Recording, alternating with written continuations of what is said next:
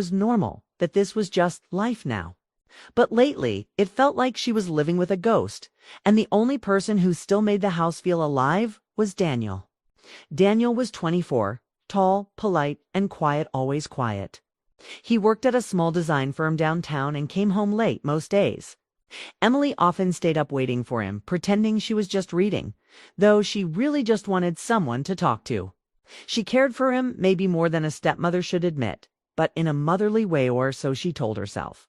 Since she had no children of her own, she wanted to be someone he could trust, someone he could lean on. But recently, Daniel seemed to be drifting further away. That night, as she placed the dinner plate in front of him, she tried to sound cheerful. "Long day at work?" she asked. Her tone was light, but her eyes studied him carefully. He nodded slightly. "Yeah, just tired, I guess." His voice was low, distant. Emily smiled softly. "You should eat something, at least." "I will," he said, though he didn't. For a moment. She thought about saying more, about asking if something was wrong, but she stopped herself. Daniel wasn't the type to open up easily, and she didn't want to push him away. She had learned that much since Mark and she married. Still, she couldn't ignore the feeling that something heavy was sitting behind his silence. When Mark and Emily got married 2 years ago, Daniel had tried to be polite. He smiled during the wedding, said all the right words, but Emily knew he wasn't sure what to think of her. She was younger than his mother, and maybe he saw her as someone trying to replace a person who couldn't be replaced. She had promised herself she would never do, that she just wanted peace in this house. But peace was hard to find when everyone seemed to be holding back something. The sound of thunder rolled outside and the lights flickered. Emily glanced toward the window. The storm was getting worse. She poured Daniel a glass of water and set it beside him. He murmured a quiet thanks, still not looking at her. The tension in the room felt like a wall between them. Emily wished Mark were home. He was good at keeping things light, filling silence with stories about his work. But lately, his absences were longer and his phone calls shorter. Emily didn't say anything, though she felt the loneliness more each time he left. She wondered if Daniel felt it too. After a few minutes, Daniel put down his fork and said, "I think I'll head upstairs. I've got some work to finish." His voice sounded flat, almost hollow. Emily nodded, forcing a small smile. "All right?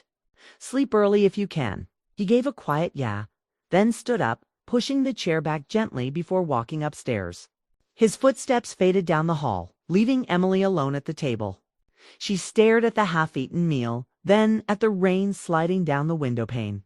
The storm outside seemed calmer than the one inside her chest. She didn't understand why she cared so much. Maybe it was the silence. Or maybe it was the way Daniel's eyes sometimes looked like they carried more pain than he would ever say aloud. There was something in those eyes that made her heart ache with sympathy. He had grown up watching his parents' marriage fall apart, and now he was watching another one slowly lose its warmth. She couldn't blame him for being guarded. Emily sighed and began clearing the table. The plates clinked softly as she stacked them in the sink. Her reflection in the kitchen window looked tired. She wasn't old, but loneliness had a way of making anyone look older. She remembered how different things were when she first met Mark. He was charming, confident, always making her laugh. He had lost his first wife years ago, and Emily had believed she could bring light back into his life. For a while, she did. They traveled, they talked for hours, they shared dreams about the future. But after the wedding, something changed. Mark's work took priority, and the laughter slowly disappeared. Now it felt like she was married to his shadow, and the only real person she saw every day was Daniel. But even he was slipping away. As she turned off the lights and walked up the stairs, she noticed Daniel's door slightly open. She paused. The faint glow from his computer screen lit his face. He was staring blankly, lost in thought.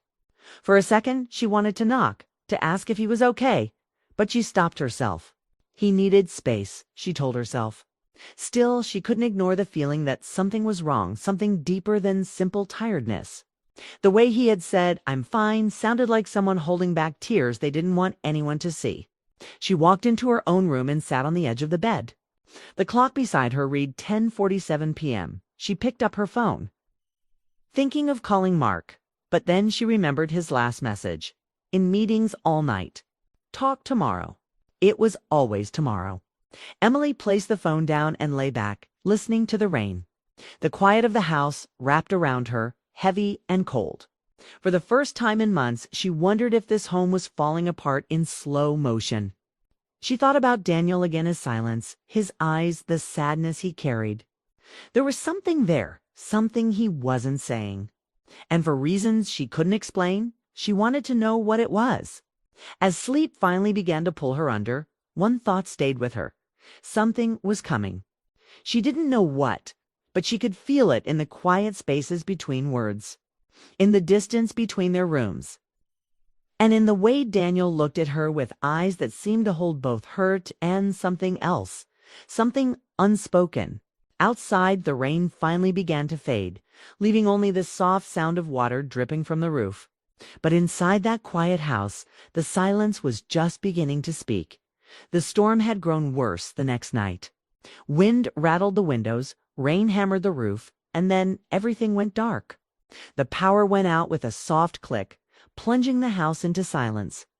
Emily stood in the kitchen holding a candle, the flame flickering as she sighed. Of course, she whispered to herself. She searched for her phone to check the time, but saw nothing but the dim glow of lightning outside. Moments later, she heard footsteps. Daniel came downstairs, phone flashlight in hand. "Power's out?" he asked. "Yeah," she said, managing a small smile. "Looks like we'll be living by candlelight tonight." He shrugged lightly. "Could be worse. At least it's quiet." Emily lit a few more candles and placed them around the living room. The room filled with a soft orange glow that made the shadows dance along the walls. The storm outside felt distant now, softened by the warm light of the fire she had started in the fireplace. Daniel sat on the couch, arms resting on his knees, staring at the flames. Emily took the chair across from him, holding a mug of tea she had made before the power went out. For a while, neither spoke. The crackling fire seemed to say enough. Emily glanced at him, his face calm, but his eyes heavy. She could see the weight he carried, even in silence. Rough week. She asked gently. He gave a quiet laugh. Something like that. Emily leaned forward, resting her elbows on her knees. "You've been quiet lately. Is everything okay?" He hesitated, then said, "I'm fine. Just a lot on my mind." "You've been saying that a lot," she said softly. "And every time you do, it sounds less true." He looked at her, then away. The firelight danced in his eyes, revealing a storm that had nothing to do with the weather outside. "You wouldn't understand," he said, finally. "Try me," she whispered. Danielle took a deep breath. "I don't even know how to say it." He rubbed his hands together, his voice unsteady. "I've been trying to push it away for months, but it just keeps getting stronger." Emily felt her heart tighten. "Daniel, what's wrong?" He looked up, his voice barely more than a whisper. "I can't take it anymore." Our breath caught. "Take what?" He paused, eyes locked on the fire. "This feeling. Pretending everything's fine when it's not." He turned his gaze to her then, his expression raw, honest. "Every time I see you, it hurts." Emily froze. The sound of the fire seemed to fade into the background. "What are you saying?" she asked softly, though she already knew. "I don't know when it started," he said. "Maybe when you moved in. Maybe when you tried to make this place feel like home. Again? I don't know. But you did. You made it warm again, made it feel like someone cared." His voice trembled slightly. "And now I can't stop thinking about you." Emily sat still, her heart pounding. She didn't know what to say. This was something she never imagined hearing. She had always cared for Daniel, but not like this, not in the way he meant. Yet in that moment, seeing the pain in his eyes, she felt a rush of emotion, sympathy, confusion, and something else she didn't want to name. "Daniel," she began, trying to keep her voice steady. "You're young. You've been through a lot. Maybe you're just lonely. Maybe it's not loneliness," he said firmly, his eyes meeting hers. "I've tried to tell myself that, but it's not. It's you." His honesty hit her like a wave. She turned away, staring into the flames, her thoughts racing. She wanted to be careful, to protect him from his own emotions and herself from making things worse. "Daniel." You can't say things like that, she said quietly. It's not right. His honesty hit her like a wave. She turned away, staring into the flames, her thoughts racing. She wanted to be careful to protect him from his own emotions and herself from making things worse. Daniel, you can't say things like that, she said quietly. It's not right. I know, he said quickly. I know it's wrong. I've been trying to stop feeling this way, but I can't. I just had to tell you before it drove me insane. Emily took a deep breath. She could feel the heat of the fire against her skin, but her hands felt cold. You're hurting, she said softly. I can see that. But saying this, it doesn't solve anything. It only makes things harder. He nodded slowly, his eyes filled with pain. I just needed to say it once. I don't expect anything from you. I just couldn't keep pretending anymore. Emily looked at him then, really looked. There was no anger in his face, no disrespect, just honesty and heartbreak. He wasn't trying to hurt her. He was trying to let go of something that had been eating at him in silence. I wish I could make it easier for you, she said after a long pause. He smiled faintly. You already did. You were kind when you didn't have to be. You listened when no one else did. That's more than most people ever do. Emily felt tears sting her eyes. She wanted to tell him that he deserved happiness. That one day he'd find someone who would love him the way he needed, but the words wouldn't come. All she could do was nod. Outside, the thunder rolled again, echoing the heaviness in the room. The two of them sat quietly, neither knowing what to say next. After a few minutes, Emily stood. I think I'll check if the power's back soon. He nodded. Yeah, okay. But before she could take a step, he said softly, I'm sorry. She turned to him, her expression tender. Don't be. You were honest. That's never wrong. He looked down, his hands clasped together. Still feels wrong. Emily walked over to him, placing a gentle hand on his shoulder. You're a good person, Daniel. Just remember that. He looked up, his eyes filled with emotion, and for a moment neither moved. Then Emily stepped back, her voice quiet. We'll be okay. This will pass. He nodded, though his eyes said he didn't believe it. A flash of lightning lit the room, followed by a deep rumble of thunder. The candles flickered, and Emily saw the faint trace of tears in his eyes before he turned away. She stood there for a moment, unsure what hurt more, his confession or the fact that part of her understood it. She hadn't felt seen or cared for in a long time, not even by her husband. But she pushed that thought away. She had too. As the storm continued outside, Emily sat back down, staring into the fire. The warmth didn't comfort her anymore. It only reminded her of the space between right and wrong, love and loneliness. Neither of them spoke again that night. The fire burned low, the storm raged on, and in the quiet glow of that living room, two hearts carried truths that could never be spoken again. The storm finally ended by morning, but the quiet that followed felt heavier than the rain ever was. Emily stood in the kitchen staring at her coffee. The house smelled like smoke from the fire the night before. And every time she remembered Daniel's words, her heart beat a little faster. I can't take it anymore. Those words echoed in her head like a song she couldn't stop hearing. She didn't know what to think. Daniel's confession wasn't angry or disrespectful. It was raw, emotional, and full of pain. He hadn't crossed any line, but the truth he had shared changed everything. Emily had always seen herself as the calm, responsible one in the house. She was the bridge between two people who barely talked anymore. Now she felt like that bridge had cracked out. When Daniel came downstairs that morning, he looked tired. His hair was messy, his eyes dull, but he still greeted her quietly. Morning, he said. Morning, she replied, trying to sound normal. Did you sleep? He gave a small shrug. Not really, neither did I. She tried to smile, but it didn't reach her eyes. The air between them was thick with everything they didn't say. He poured himself a cup of coffee and stood by the counter. About last night, he began. Daniel, she interrupted gently. You don't need to explain. I understand. He looked at her, guilt written all over his face. I just I didn't want you to think I was trying to make things weird. They're already a little weird, she said softly, then sighed. But I know you didn't mean to hurt anyone.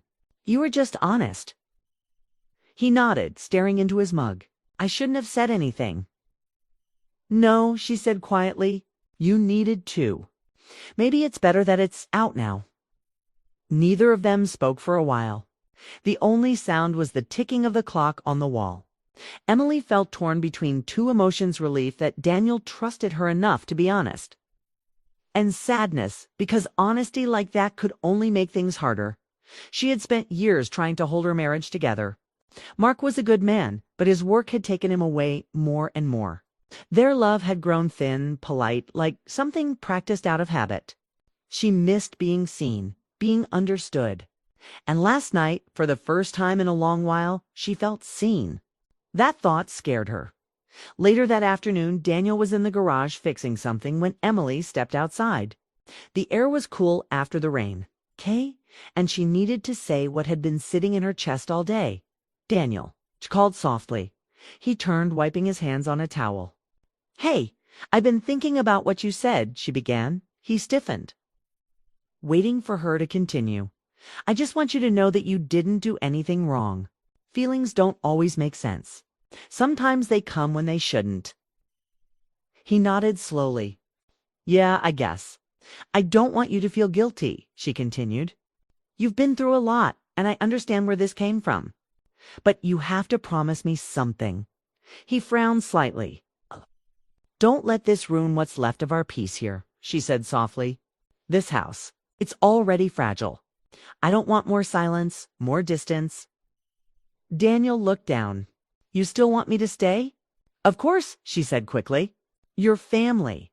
No matter what you said, that doesn't change who you are to me. For a second, he didn't reply. Then he gave a small nod, his voice low. Okay, but his eyes told a different story. The warmth between them had changed. It wasn't the same quiet kindness they used to share. It was something deeper, sadder, full of tension. That evening when Mark called, Emily tried to sound normal. He talked about meetings, flights, numbers. She responded with soft yeses and maybes, her mind half somewhere else. After she hung up, she sat on the couch, staring at the empty space beside her. She didn't know when she had started feeling lonely in her own marriage. But she did. Later that night, she found Daniel sitting on the porch, looking out at the dark yard. The moonlight hit his face, showing the sadness in his eyes. Can't sleep? She asked gently. He shook his head.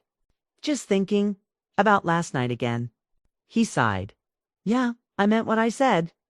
But I also know it can't change anything. Emily sat beside him, wrapping a blanket around her shoulders. Sometimes it's enough just to be honest. It helps you move on. He looked at her then. You think I can? She hesitated. I hope you can. I don't want things to be strange between us, he said. You're the only one who makes this house feel alive. She turned her gaze toward the yard. It's not strange, she whispered. Just complicated. For a few seconds, they sat in silence, listening to the night sounds, the soft hum of crickets, the rustle of leaves. It was peaceful, but beneath that peace was a quiet sadness neither of them could shake. You know, Daniel said after a moment, when you first moved in, I didn't like you. I thought you were trying to take my mom's place. Emily smiled faintly. That's fair. But then I saw how you tried, he continued. You cooked, you decorated, you talked to me like I mattered. It's been a long time since someone did that. His words hit her harder than she expected. You do matter, Daniel, she said softly. You always have. He smiled sadly. That's the problem. She looked away, not trusting herself to respond. Her heart ached for him, for his honesty, his pain, and the situation that neither of them had asked for. She wanted to fix it, but some things couldn't be fixed with gentle words. After a while, she stood up. You should get some rest. Yeah, he said, though he didn't move. Good night, Emily. She paused at the doorway. Good night, Daniel. When she went inside, she leaned against the closed door, her chest tight. She knew he was hurting. And deep down, she was hurting to not because of what he said, but because he had reminded her of something she'd forgotten, how it felt to be cared for. To matter to someone, she went to bed and stared at the ceiling for a long time. The wind outside had quieted, but inside her, a different kind of storm had begun, one made of guilt, tenderness, and unspoken feelings she wished she could ignore. Daniel's words kept echoing in her mind. "You're the only one who makes this house feel alive." She wanted to believe it was just loneliness speaking. But a part of her knew it wasn single quotes. As the night went on, Emily realized something important. She couldn't change what Daniel felt, and she couldn't control what her heart had started to feel in return. But she could protect both of them from crossing a line they'd regret. The next morning, she decided something had to change. Maybe distance was the only way to calm the storm inside both of them. But how could she say that without breaking his heart or hers? The next morning came quietly. The sky was pale blue, washed clean after the storm. Emily stood by the window, watching sunlight touch the wet grass. The house was calm to calm. It was that kind of silence that comes when something important has ended, even if no one says it aloud. She could hear Daniel moving upstairs, drawers opening, bags shifting. She didn't want to believe it, but deep down, she knew what was coming. When Daniel walked into the kitchen, a small suitcase was in his hand. His eyes were red, though he tried to smile. "Morning," he said softly. Emily turned from the window. "You're leaving?" He nodded. "Yeah, I'm going to stay with my mom for a while. I think it's better for everyone." Her chest tightened. She wanted to argue, to tell him he didn't have to go, but she knew he was right. Things between them were too heavy now, too full of unspoken emotion. "I understand," she said quietly. He looked at her, sadness flickering behind his calm expression. "I didn't want it to end like this," he said. "I never wanted to make things complicated." Emily shook her head. "You didn't. You were just honest. There's nothing wrong with that."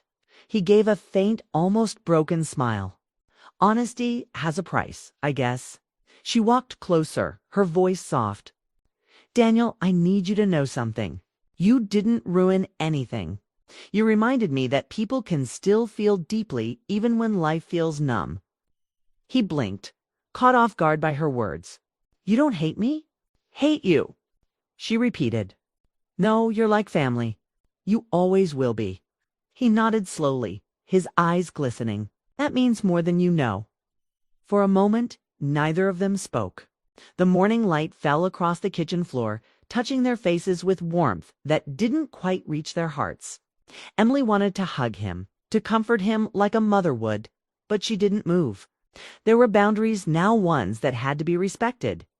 Instead, she said quietly, "Will you call when you get there?" "Of course," he replied. And Emily, "Thank you for being kind to me when you didn't have to." She smiled faintly. "It was never a chore, Daniel. You made this house feel less empty." He looked down, gripping the handle of his suitcase. "That's funny. You did the same for me."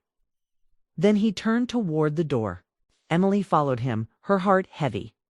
When he stepped outside, the sunlight hit his face, and she noticed how grown he suddenly looked, stronger, calmer, though still hurting. "Take care of yourself," Say said. "I will," he answered. "You too." As he walked toward his car, she stood at the doorway, her hand resting on the frame. The sound of the car engine starting felt final. She wanted to wave, but her hand wouldn't move. When he drove away, the silence that followed felt sharp. Like the moment after a song ends, she closed the door slowly and leaned against it, closing her eyes. Tears slipped down her cheeks, not from guilt, but from loss. It wasn't a love story in the usual sense. It was something quieter, something that lived between care and confusion, longing and restraint. It was human. That evening, Mark called. His voice crackled through the phone. "Sorry I missed your calls last night," he said. "How are things at home?" Emily looked around the quiet house, her voice calm. "Fine, just quiet. Daniel's doing okay?" "He's gone to stay with his mom for a while," she said softly. "Oh," Mark replied. "Well, that's probably good for him. He's been distant lately." Okay. Emily smiled sadly. Yes, I think he needs time to clear his head. Mark didn't ask more, and Emily didn't offer. When the call ended, she sat on the couch staring at the fireplace where the storm night confession had happened. The ashes were still there, faint and gray. A reminder of how something can burn bright and then fade quietly, leaving only warmth in memory. Days passed slowly after that. The house felt too big, the rooms too empty. Sometimes she thought she heard Daniel's footsteps or his quiet humming from his room upstairs. But it was only her imagination. She missed his presence to calm the small conversations, even the silence that used to fill the air. One afternoon, while cleaning the living room, Emily found Daniel's mug, the one he always used for coffee. She held it for a moment, tracing the rim with her thumb. It felt strange how something so simple could carry so much memory. Later, when Mark returned home, she greeted him with a smile, but inside she felt distant. He told her about his trip, his meetings, his plans for the next one. She nodded, listened, but her mind wandered. Something in her had changed, and she knew it. That night, after Mark went to bed, Emily stood by the window again. The moon was full, shining softly across the yard. She thought about Daniel, where he was, what he might be doing, whether he was healing. She hoped he was. She hoped that by leaving he had found peace. She whispered to the night, "Be okay, Daniel." In her heart, she knew that love comes in many forms. Some are simple and lasting. Others arrive quietly, fill your world for a brief moment, and then live, leaving you wiser, softer, and changed forever. What she shared with Daniel wasn't something either of them could define. It wasn't right or wrong, it was simply real. Two lonely souls had found comfort and understanding, and sometimes that's all people really need. Over the next few weeks, Emily started to rebuild her routine. She went for morning walks, redecorated the kitchen, and tried to find joy in small things again. But every now and then, she'd see something that reminded her of him: a jacket left on the hook, a song on the radio, the smell of coffee early in the morning, and for a moment, her heart would ache before settling again. Months later, she received a postcard. It was from Daniel. The front showed a beach with golden sand and calm water. The back had only a few words: "I'm okay now. Thank you for everything." Emily smiled, tears filling her eyes. She placed the postcard on the fridge and whispered, "I'm glad." That night, she sat by the fireplace again, watching the flames flicker. The pain was still there, but softer now, like a healed scar. She had